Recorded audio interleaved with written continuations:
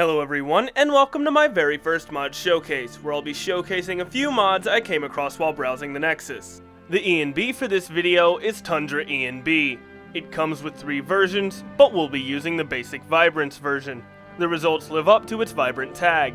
It makes interiors deeper in color all around, green forests are much more lush looking and far more green, areas with deep oranges or red leaves and ground are more beautiful and represent what they should look like much better. Due to the nature of this ENB, icy areas don't look much different because it's an ENB meant to deepen color. All around, it's an absolutely gorgeous ENB and it's worth a performance hit in my opinion.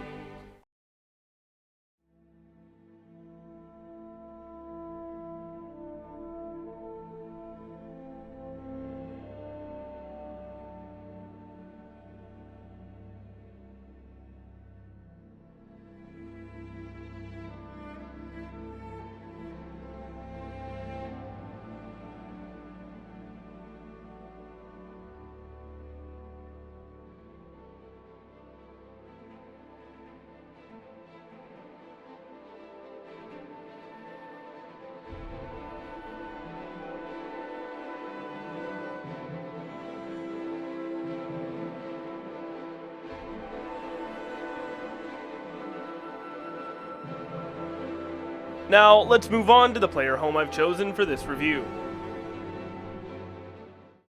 Welcome to AutumnCreek Farm, your home away from, well, everything really. This gorgeous, shaded, quaint little house sits just west of Riften and is essentially on its own territory.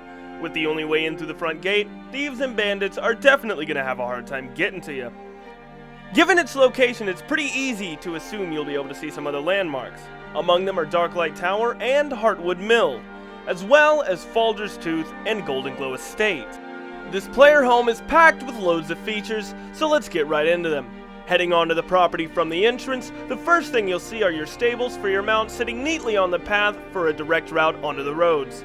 Next is the pen that holds a cow and 2 chickens, and from there, a dog named Midas. He's not able to follow you yet, but the author plans to add the ability for him to do so.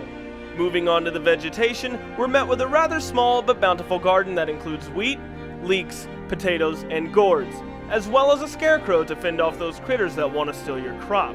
To the left of this garden are 10 plots that allow you to plant your own seeds. This adds on to the already copious amount of food you have access to from the start. The yard includes a forge, a small smelting pot, and a tanning rack, so you can make anything you've got the materials for here. I find things like this to be very convenient and nice to have in player homes. As for the miscellaneous clutter added to make the grounds seem more full, there are quite a few benches, a table, a few fishing rods ready to hook, and a pair of graves, probably belonging to the last bandits who decided to pick a fight with you. All in all, the exterior of the home is quite competent.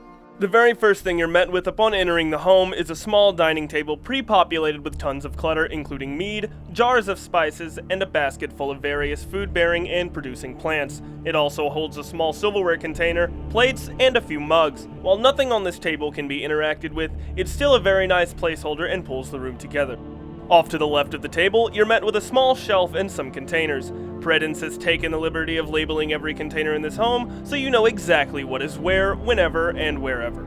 This spot consists of meats, produce, drinks, and miscellaneous foodstuffs. Near the fire pit, there are a few hanging animals that are prepped to be stripped of their meat, as well as a cooking pot ready to make anything you have the materials for. Moving right along into the bedroom, you'll notice the 2 shrines, one for Debella and one for Mara. In case you're feeling religious, you always have a place to pray in peace, as well as a surefire cure for any diseases or ailments you may have picked up in your adventures. The room comes equipped with a large bed for resting, a small planter with some mushrooms, some clutter in the corner, and a desk with a few containers for notes and scrolls so you can store any important documents in a place you won't forget.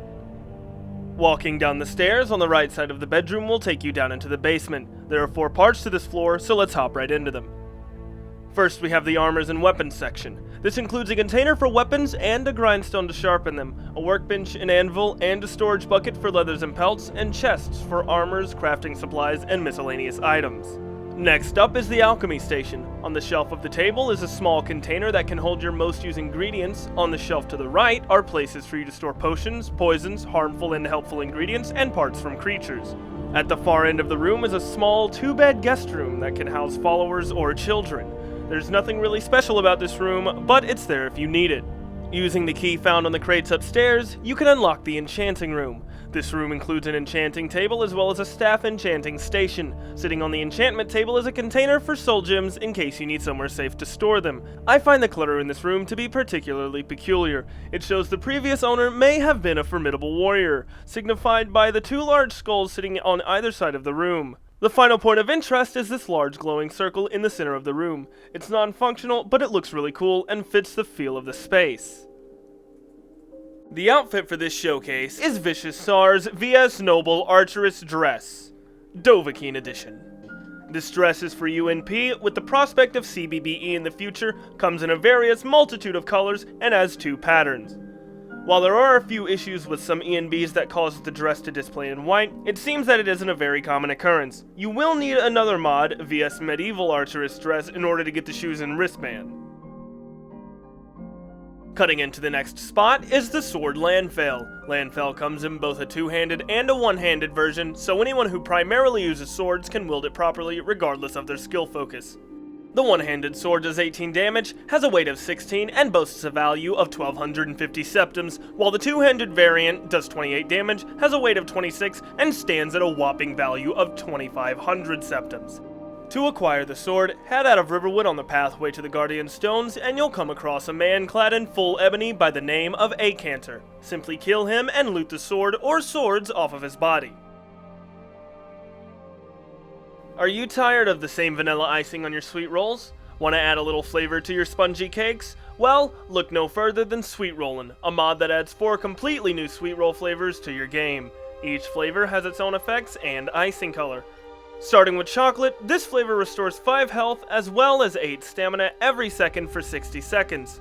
Next up is Jazzbay, which restores 5 health and causes Magicka to regenerate 8% faster for 60 seconds. After that is Lemon, and this one restores 5 health and 8 health every second for 60 seconds. Finally is Snowberry, a monstrous sweet roll of the gods. Snowberry sweet rolls restore 5 health and cause resistance to 50% of fire, frost, and shock damage for 60 seconds. These sweet rolls can be bought from an Argonian by the name of Wheat Eater at the Bannered Mare in Whiterun for a good price.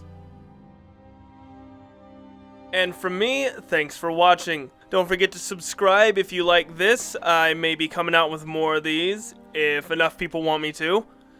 And yeah, don't forget to comment what you think. And see you guys.